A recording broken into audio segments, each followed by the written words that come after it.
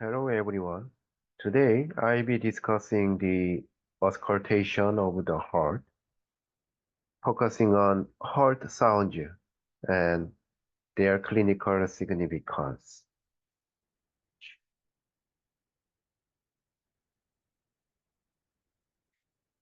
To begin, heart sounds are the audible indicators of a functioning heart. The two primary sounds known as the pulse sound S1 and the second sound S2 are crucial for understanding cardiac function.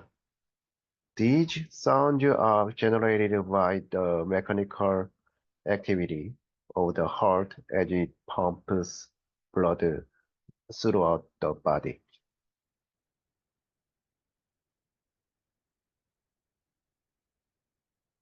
Let's take a closer look at the page of the cardiac cycle.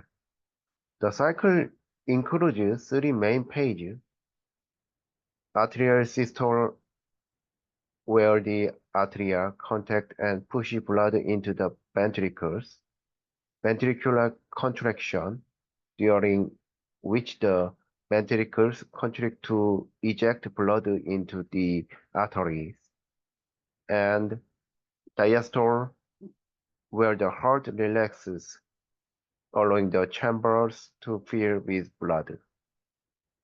During these phases, there are distinct contraction stages: asynchronous contraction, isometric contraction, and the ejection phase. Each stage contributes to the heart sound we hear.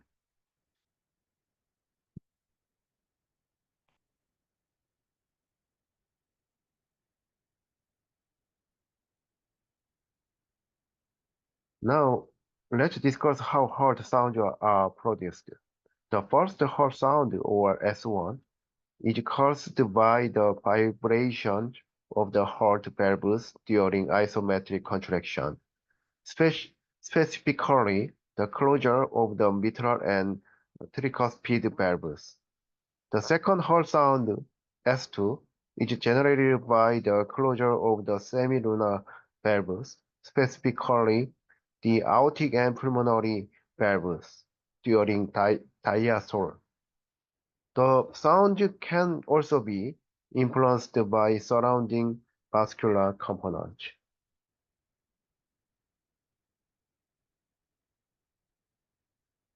Auscultation is key to detecting heart sound, and there are specific areas on the chest where these sounds can be best heard. The apex beat, located at the fifth intercostal space, is the best place to hear S1. The lower sternum is useful for assessing both S1 and S2, while the second intercostal space is optimal for listening to S2. The proximity to the heart valves affects the uh, clarity and intensity of the sound.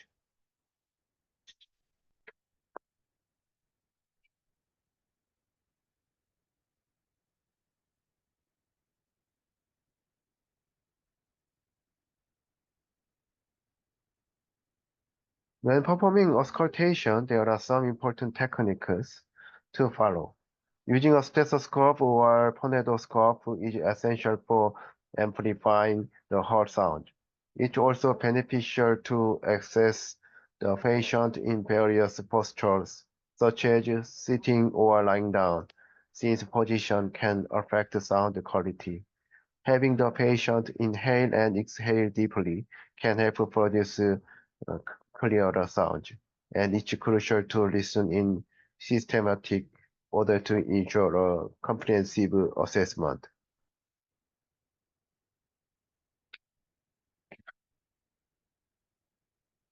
Let's now focus on the normal heart sound. The first heart sound, S1, is typically long and loud, best heard at the apex, indicating effective ventricular contraction.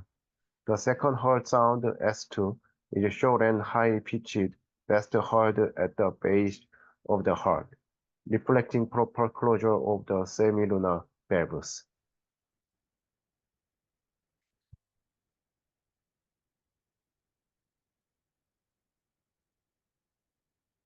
In addition to S1 and S2, there are additional heart sounds to consider.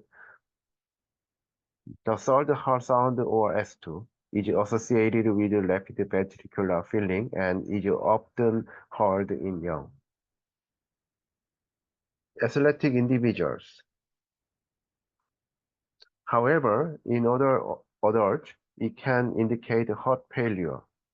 The fourth heart sound, or S4, arises from arterial contraction during diastole and suggests increased resistance to uh, filling, commonly associated with hypertensive heart disease.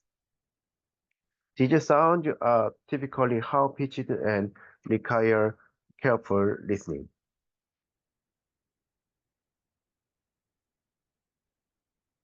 Changes in heart sound can also provide critical diagnostic information.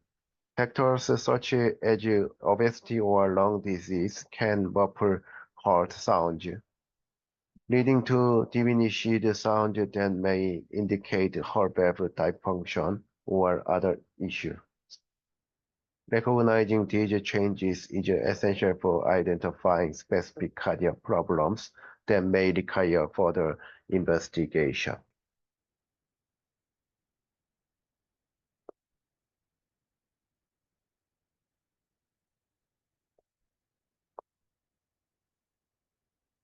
Lastly, let's discuss adventitious sounds.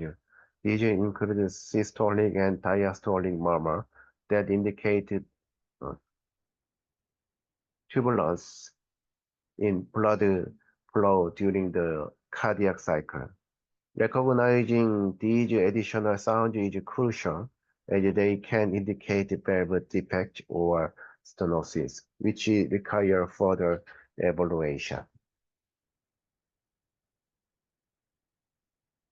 In conclusion, understanding heart sound is vital for accurate diagnosis in clinical practice. Skillful auscultation techniques can greatly improve our assessment and ultimately enhance patient care. Thank you for your attention.